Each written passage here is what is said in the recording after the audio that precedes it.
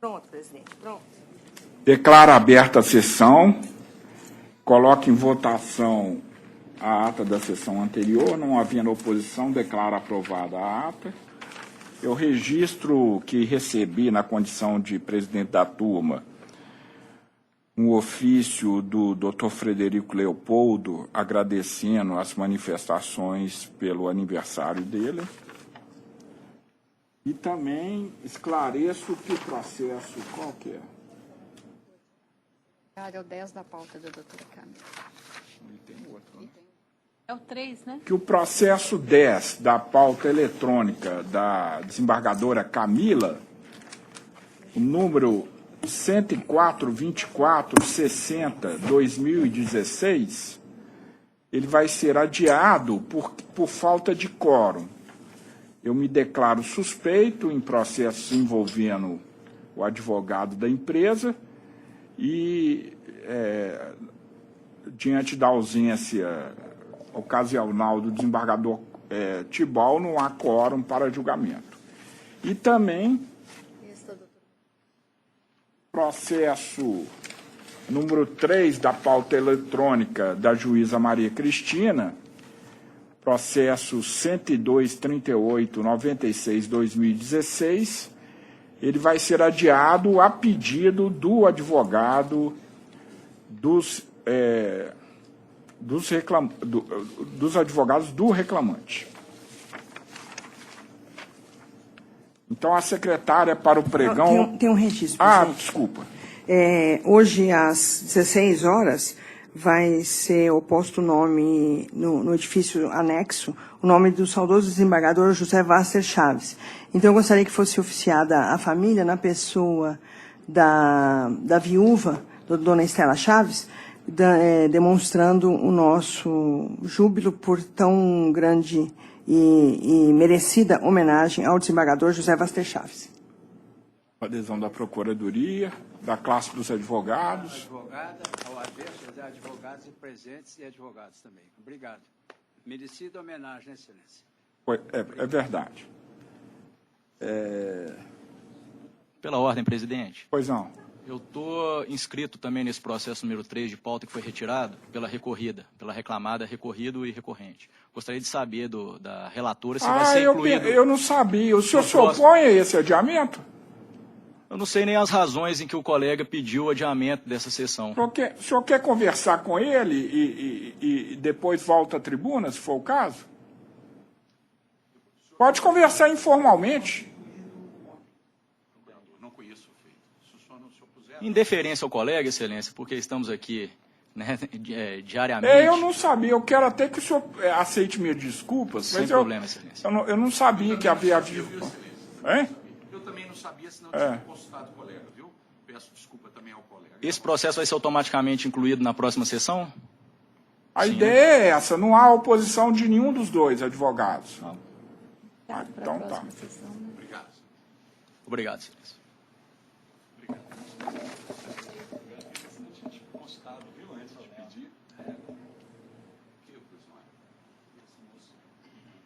Pode. Número 3 da pauta, RO 4-2015-021, relatora juíza convocada Maria Cristina, revisora desembargadora Camila, terceiro votante, desembargador Bozon. Número 3. Está presente o Dr. Fábio Fonseca, pela recorrente. Boa tarde, somente corrigindo, doutor Marcelo Vieira Rabelo de Freitas. Pois não. Eu peço à relatora que lê a conclusão do voto. Pois não, presidente. Eu estou conhecendo o recurso ordinário, exceto na parte em que trata da multa do artigo 523 do CPC de 2015, por falta de interesse e por se tratar de matéria afeta a fase de execução. Rejeito a preliminar de nulidade da decisão por julgamento extra petita e, no mérito, nego-lhe provimento. Pois não, doutor, lhe dou a palavra. Cumprimento a todos, senhor presidente, demais componentes da banca. Primeiramente, peço prazo para juntada de subestabelecimento. Deferido. Em ato contínuo, me deparo nessa tribuna para sustentar que o fato já é conhecido aqui por mim e por vossas excelências, um suposto acidente de trabalho, que foi reconhecido mais como uma doença de trabalho, cujo reclamante foi afastado pela INSS. Constou na sentença que o reclamante retornou às suas atividades, mas não procurou empresa, o que em tese configura um abandono de emprego. Se ele foi o quê? Promovido, se tornou apto a retornar para o trabalho e não procurou a empresa para tanto, em tese justifica-se a aplicação da súmula 32, que ele abandonou o emprego. Não se justifica, portanto, o pagamento dos salários de 2012 até o ajuizamento da ação, bem como FGTS e 13º. Ele não faz jus a esses pagamentos. Primeiro, porque não ocorreu acidente de trabalho. Segundo, porque ele estava recebendo o seu auxílio-doença, que foi definitivamente reconhecido em sentença. Diante do exposto, eu peço que seja dado provimento ao recurso e reformada a sentença no que tange a esse fundamento. É o que segue. Relatora.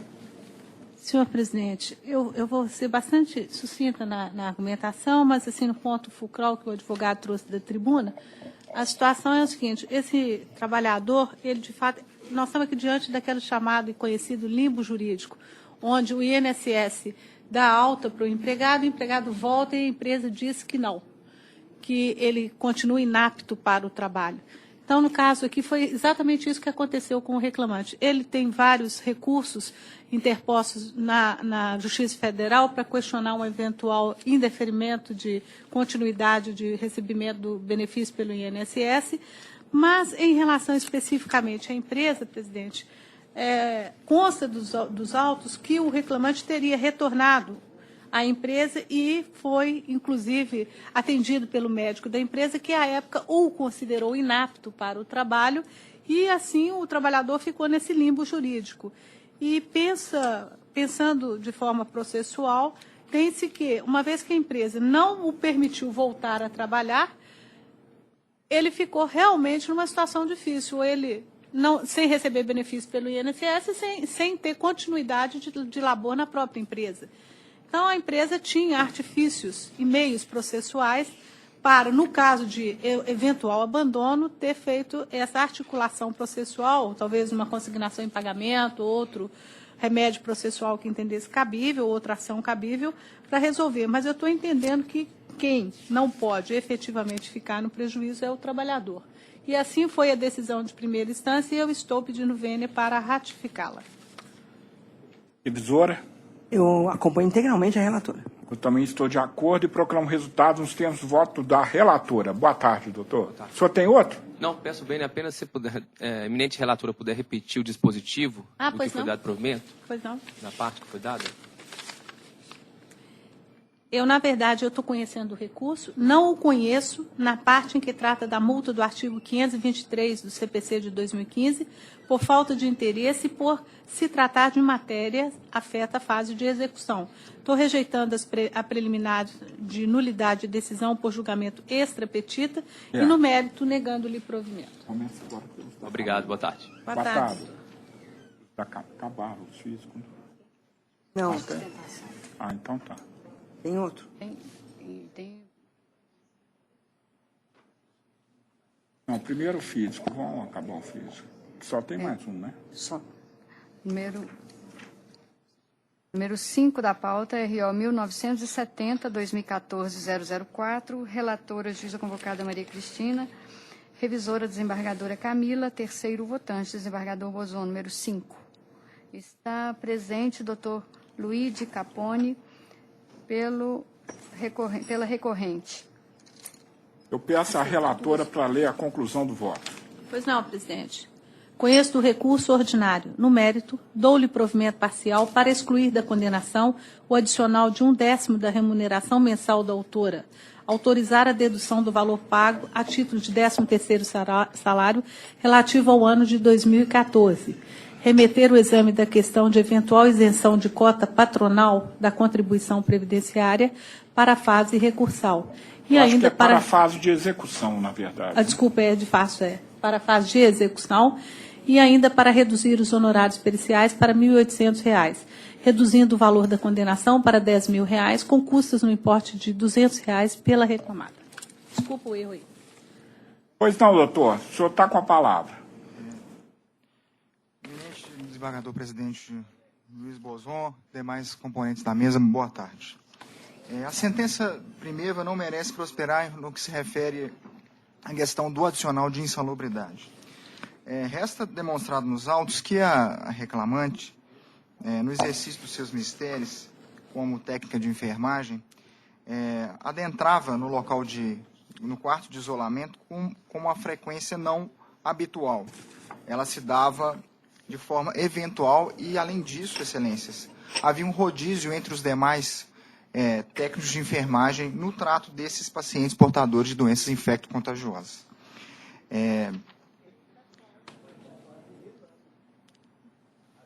A própria prova testemunhal produzida nos autos demonstra essa questão do rodízio, em que, entre os 7 técnicos de enfermagem, semanalmente havia um rodízio para esse tratamento de eventual paciente portador de infecto-contagiosa. Em razão disso, excelências, não resta caracterizada a habitualidade que ensejaria o pagamento do adicional de insalubridade em grau máximo, motivo pelo qual se pede a reforma da decisão nesses termos. Relatora?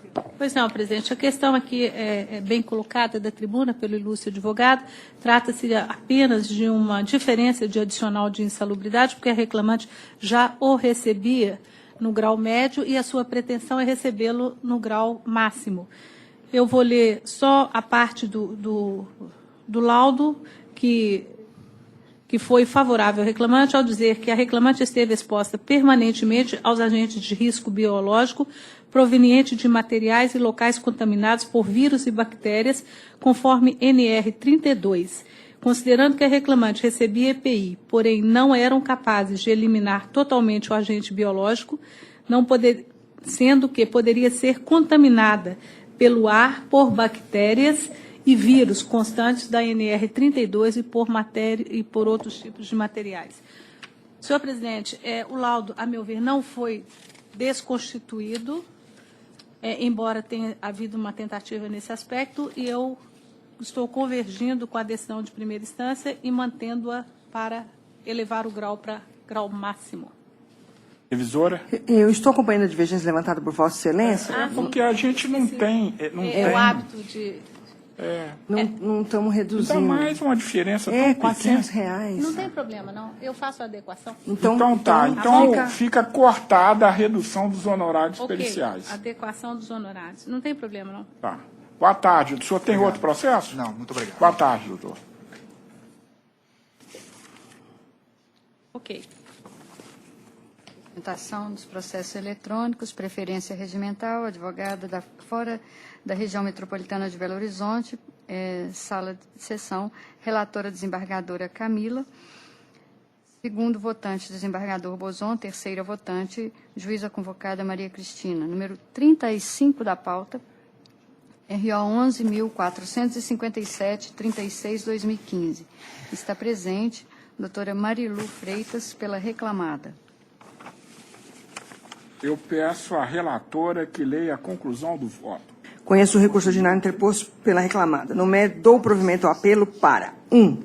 Declarar a inexistência de qualquer responsabilidade solidária ou subsidiária da reclamada quanto aos débitos trabalhistas anteriores à arrematação em 9/1/2015. 2.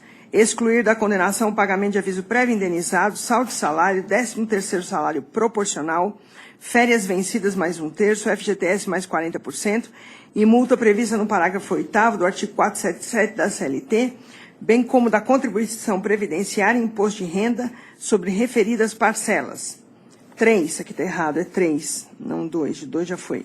Excluir da condenação a obrigação de fazer, consistente na entrega das guias do seguro-desemprego. 4. Excluir da condenação a determinação de expedição de ofício da Receita Federal e Ministério do Trabalho.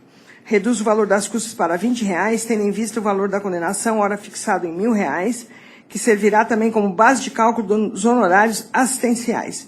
Faculta-se a reclamada a requerer a devolução das custas quitadas a mais, junto ao órgão próprio de arrecadação, após o trânsito em julgado desta decisão. Minha proposta de voto, presidente. A senhora está por quem, doutora? Pela empresa, excelência. Voto atende? Atende. Eu gostaria de saber se há algum voto divergente. Se houver, eu lhe dou a palavra. Muito obrigada. Eu, como segundo votante, estou de acordo. A terceira votante também. Então, eu proclamo o resultado nos termos do voto da relatora. Muito boa obrigada tarde, e boa tarde, senhora. Boa tarde. Na mesma sala de sessão, processo número 20 da pauta, AP 10.818-53-2015. Inscrito, doutor Eduardo Amorim. Ausente. Qual que é o número? 10.818-53. Um minuto.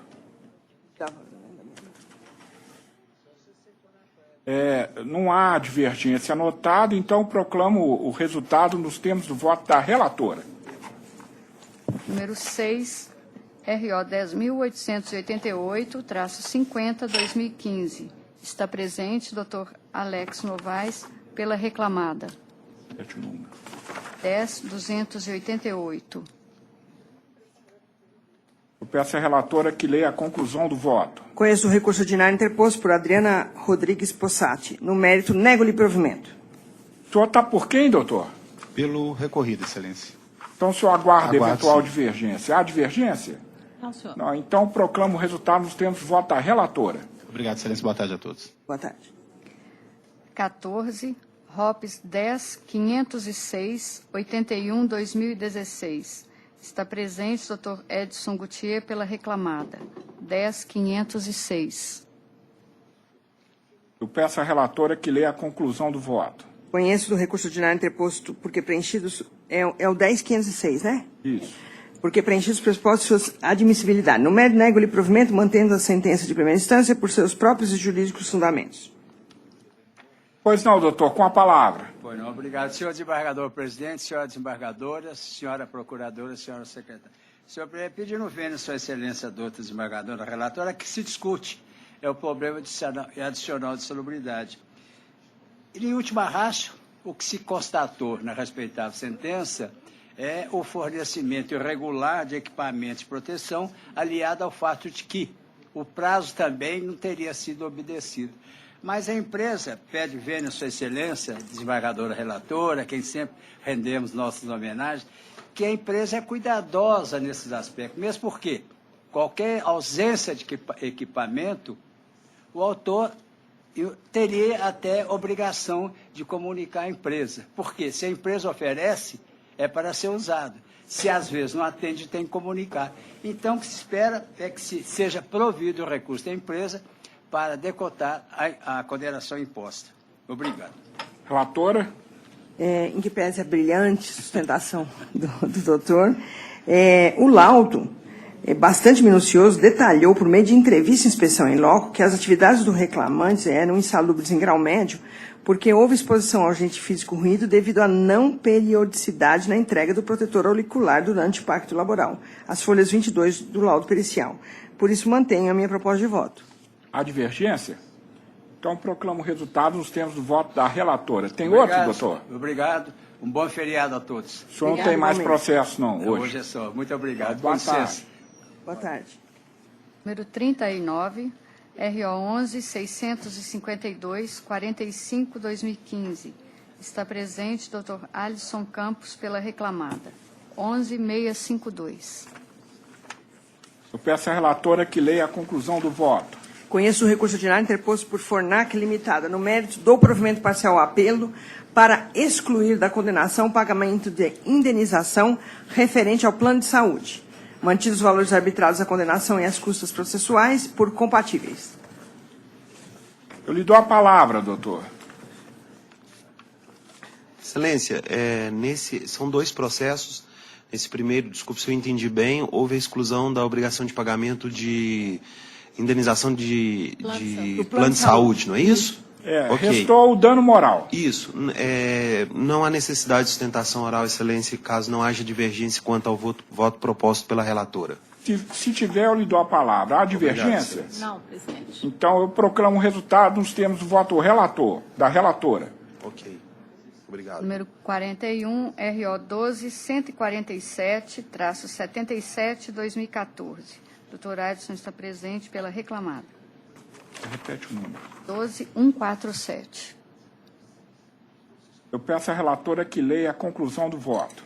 Conheço o recurso ordinário interposto por Fornac Limitada, rejeitando a impugnação de não conhecimento do recurso por intempestividade.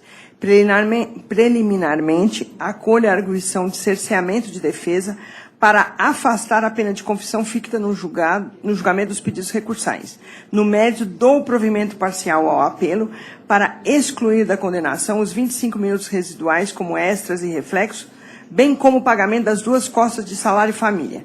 Reduz o valor das custas processuais para R$ 300, tendo em vista o valor hora arbitrado à condenação de R$ 15.000. Faculta-se a reclamada a requerer a devolução das custas quitadas a maior, junto ao órgão próprio de arrecadação, após o trânsito em julgado dessa decisão. Eu lhe dou a palavra, doutor. Excelência, boa tarde a todos os desembargadores, os representantes do Ministério Público, serventuários e demais colegas de trabalho. Diante da proposição apresentada pela ilustre desembargadora relatora, vou me ater apenas a um dos tópicos, objeto do recurso, que pelo que me parece não foi provido, no tocante às horas in itinere. Conforme bem assentado, afastada a confissão ficta aplicada em primeira instância, no entender da empresa, há que se discutir as responsabilidades probatórias. E, no caso específico, a empresa juntou aos autos uma declaração fornecida pela empresa concessionária do transporte público, que atesta a existência deste transporte no trecho onde o empregado deslocava em veículo fornecido pelo empregador.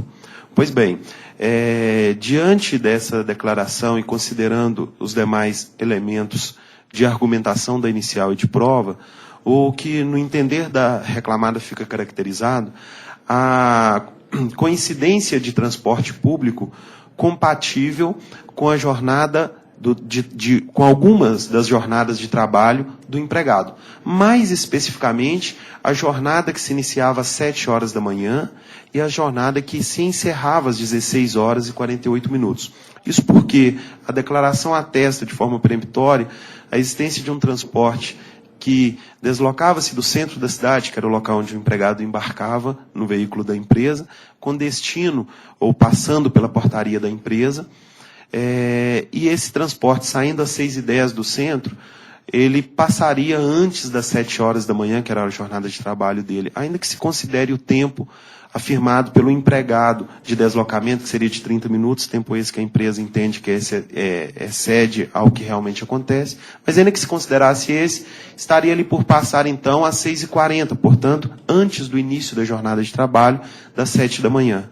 A mesma coisa quando no encerramento da jornada, na medida em que há uma outra linha de transporte público que sai às 16h40 do centro da cidade, e computando-se o mesmo tempo aí da inicial, estar-se-ia também diante de uma compatibilidade, na medida que ele passaria às 17h10 pela portaria da empresa, retornando ao centro, na medida em que são linhas circulares. Com estas considerações, que se pretende acrescer ao voto sugerido, caso seja do entendimento de Vossas Excelências, a exclusão das horas em itinere, nestes casos específicos das jornadas que se iniciavam às 7 e se encerravam às 16h48, haja vista a compatibilidade provada a partir da prova documental juntada aos autos, que não foi objeto de questionamento durante toda a instrução probatória e que também, no entender da empresa, não houve prova em contrário a refutar tal prova. É o que se requer e desde já agradece antecipadamente pelo cuidado e atenção da ilustre desembargadora relatora, tanto neste processo quanto no que antecedeu, e pede a análise de Vossas Senhorias nesse ponto específico tratado aqui da tribuna. Muito obrigado.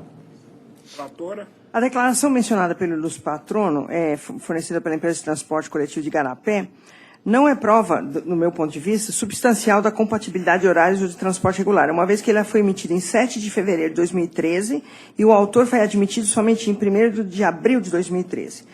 Além do mais, na jornada entre 14h30 e meia-noite, o autor iniciando às 14h30, não existia um ônibus que chegasse à portaria da empresa nesse horário. E na saída à meia-noite sequer existia transporte público, conforme noticiado pela declaração da empresa de transportes. Por isso, eu estou mantendo a minha proposta de voto. O turno dele é esse o que Vossa Excelência me Não, ele foi variado. Tá. E ele morava no centro? O transporte, ambos os transportes saem do centro, tanto da empresa quanto o público. Morava no bairro do lado.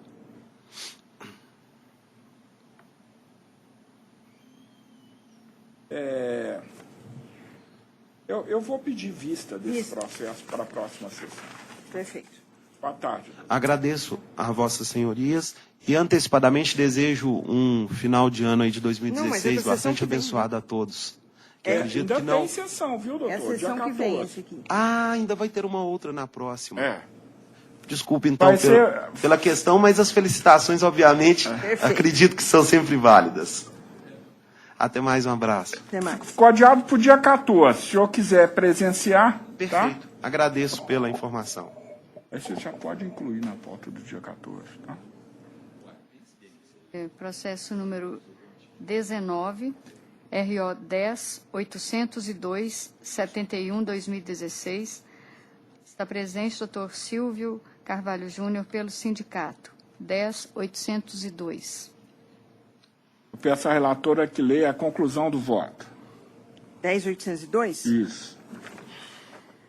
Conheço o recurso ordinário interposto por sindicatos dos empregados e técnicos em laboratórios, Sintralab, MG.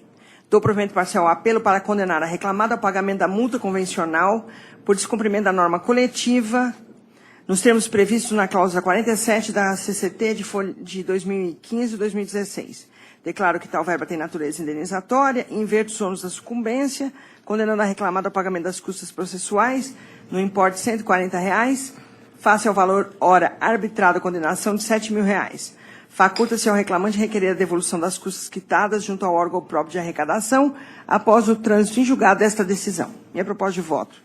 O senhor está pelo sindicato? Estou, Excelência. O senhor aguarda eventual divergência? Eu só queria indagar sobre os honorários, Excelência, que mal lhe pergunte. Honorários. Só um instantinho, doutor.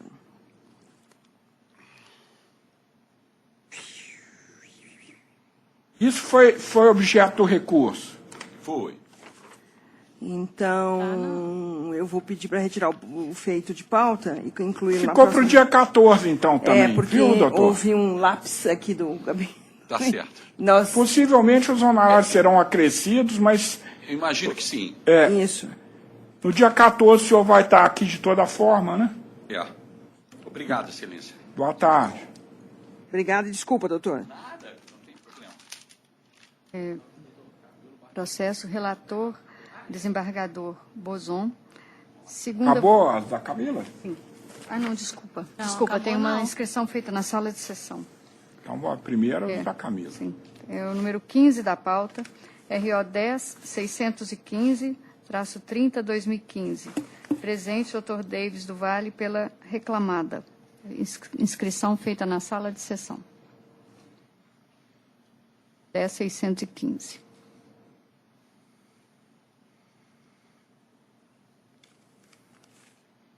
Perfeitamente. Eu peço à relatora que leia a conclusão do voto.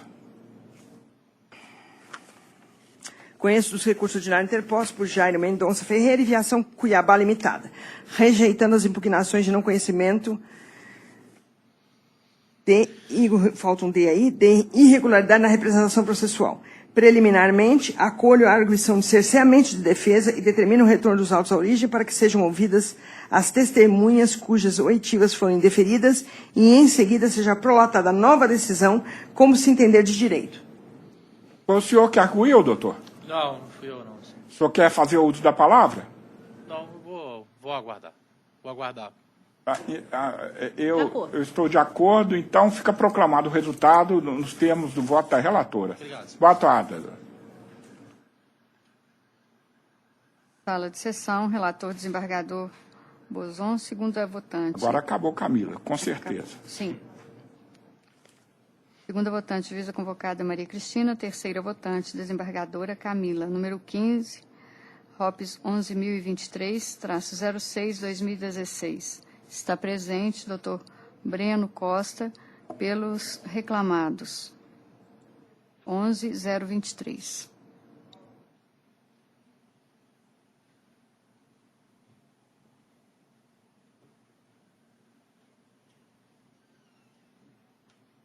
Então, eu estou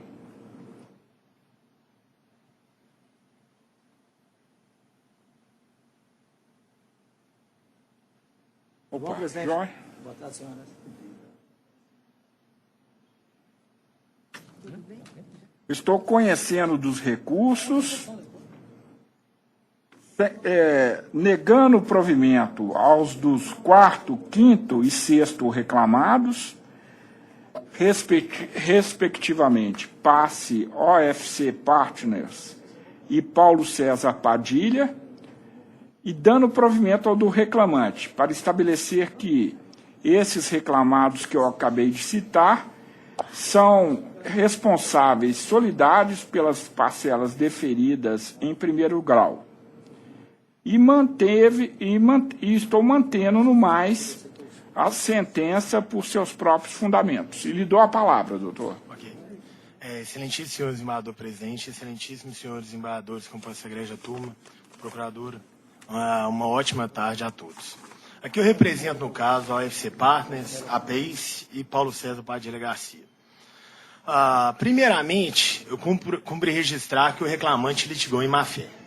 Ele apresentou nos autos um e-mail de forma parcial para esconder a sua natureza integral. Que e-mail é esse? É um e-mail enviado pelo senhor Marcelo Machado para os funcionários da Office Brasil, em que ele relatava uma cobrança com relação ao Paulo César e comunicava que a OFC Partners era nosso representante comercial. O reclamante, propositadamente, tanto que na primeira ação ele apresentou o documento integralmente, ele tirou essa parte. Por que ele tirou essa parte? Para esconder a informação de que o OFC Partners é representante comercial ou não.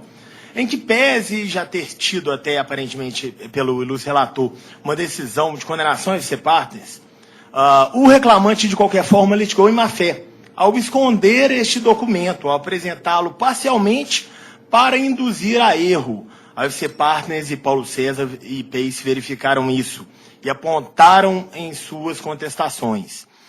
Em sentença, a decisão foi de que houve uma impugnação genérica neste ponto. Não foi nada genérica. Houve uma impugnação precisa, clara, e que demonstrou cabalmente que o reclamante omitiu um documento, desvirtuou o seu conteúdo para obter vantagem ilícita. Ele escondeu uma página de um e-mail, exatamente a página que favorecia a OFC Partners e Paulo César. Essa página escondida foi apresentada na primeira ação, foi apresentada na segunda ação, e na terceira, agora, ele esconde. Por isso, já se pede a condenação por litigância de má-fé do reclamante. Com relação à responsabilidade, tanto de OFC Partners, quanto de Paulo e quanto de PACE, começando no que toca a PACE. PACE é uma empresa que, na verdade, é a Provecto. O reclamante é quem indicou errado o nome. Tá? A Provecto, o reclamante diz que nunca ouviu falar da Provecto. O contrato social está nos autos. O reclamante afirma que nunca ouviu falar da Provecto, que não sabe o que é a Provecto. Essa é a declaração do reclamante. Se o próprio reclamante fala em sua instrução, seu depoimento pessoal, que nunca ouviu falar de Provecto, não há data vênia como se concluir por qualquer condenação. A Provecto é uma empresa de arquitetura, não tem nenhuma outra relação a não ser cliente da Office Brasil. Não há qualquer indicação, seja na inicial, seja em recurso, de qualquer motivo para a condenação da Provecto ou PACE. Não há. Simplesmente se fala que as empresas integram o mesmo grupo econômico, que Paulo César seria sócio de todas as reclamadas, apesar que a impugnação essa versão é alterada para afirmar que seria sócio da PACE, e da PACE assim, da Provecto, e da OFC Partners, já se altera essa alegação, e nada mais se discute. Então, com relação à Provecto, não há nem indicação. A razão social da Provecto é arquitetura. Não tem nada a ver com a fabricação de imóveis. A Provecto apresenta notas fiscais nos autos de compras que ela fez junto à Office Brasil. Ela era uma cliente da Office Brasil, comprava produtos, comprava móveis para outros clientes da Provecto. O que ela faz? Ela atua num banco, ela compra móveis para mobiliar, junto com a arquitetura, faz a questão de mobiliar o cliente da própria Provecto. Então, com relação à Provecto, não há nem indicação do motivo. Com relação ao FC Partners, salienta aqui que o próprio reclamante falou que ela só fazia vendas, em que pese um contrato muito mal elaborado, que de fato foi, em que previa outras situações, o reclamante foi confesso ao dizer que cabia ao FC Partners parte das vendas e não sabe dizer outra atividade. Se o reclamante mesmo é confesso neste ponto, se ele não há como concluir por grupo econômico Data Vênia, eis que uma empresa que somente faz vendas, ela é o quê? Um representante comercial. Ela não faz nada a mais que isso. Isso quem disse foi o reclamante. E junte-se a isso a questão do e-mail, que eu disse mais cedo, que comprova que o FC Partners era um representante comercial, o reclamante tanto fez questão de esconder. Com relação a Paulo César, ele era sim sócio da Provecto, PACE, mas da UFC Partners, seu filho que fazia as atividades. Eventualmente um pai ajuda um filho no negócio, uma coisa está complicada, sim, de fato. Mas se excluindo tanto Provecto, PACE, que o próprio reclamante afirma se quer conhecer, se excluindo a UFC Partners, que é representante comercial, e que o próprio reclamante fala que fazia somente vendas, e o próprio e-mail que ele apresenta é alterado para não deixar mostrar que era representante comercial. Então, nesse sentido, requer Data Vênia, não seja seguido o voto do desembargador relator e seja provido o recurso para afastar a responsabilidade em definitivo, porque a sentença fala de que uma nova possibilidade em execução, mas sim para se afastar em definitivo a responsabilidade dos meus clientes, Paulo, Provecto e UFC Partners. E saliento também que esse processo, essa situação já foi objeto de recurso junto ao TST, em acordo, em relatoria do ministro Maurício Godinho Delgado, o reclamante Irlane Gonçalves, a responsabilidade deve ser Partners, Paulo César, no caso não havia Provecto nem PACE nos autos, foram reconhecidos como não responsáveis por qualquer dívida da Office Brasil. Com esses termos, eu peço que seja provido o recurso reclamados para afastar em definitivo a responsabilidade. Obrigado pela atenção e uma ótima tarde. Doutor, a questão aqui está em grupo econômico ou não. Quer dizer, o fato do reclamante nunca ter ouvido falar de uma empresa não exclui a possibilidade dessa empresa, da qual ele nunca ouviu falar, ser do grupo econômico da empregadora dele. E nem o fato dessas empresas terem objetivos sociais diferentes ou de uma das empresas exercer a atividade de representação comercial. De modo que eu mantenho meu voto. A segunda votante... Acompanho integralmente, Vossa Excelência. Terceira votante? Também, presidente. Então, eu proclamo o resultado nos termos do meu voto. Boa tarde, doutor. Boa tarde. Bom, eu não venho semana que vem, então, feliz ano a todos, feliz Natal. Para o senhor também, doutor. Obrigado. Também. Até tossi para vir. Até logo. Eu não, agora tem da doutora Sala de Sessão, relatora, juíza convocada Maria Cristina. Eu não estou vendo advogado nenhum. Não, não está presente. Tem só inscrição. Então vamos para a pauta física. É rapidinho, depois a gente acaba aqui.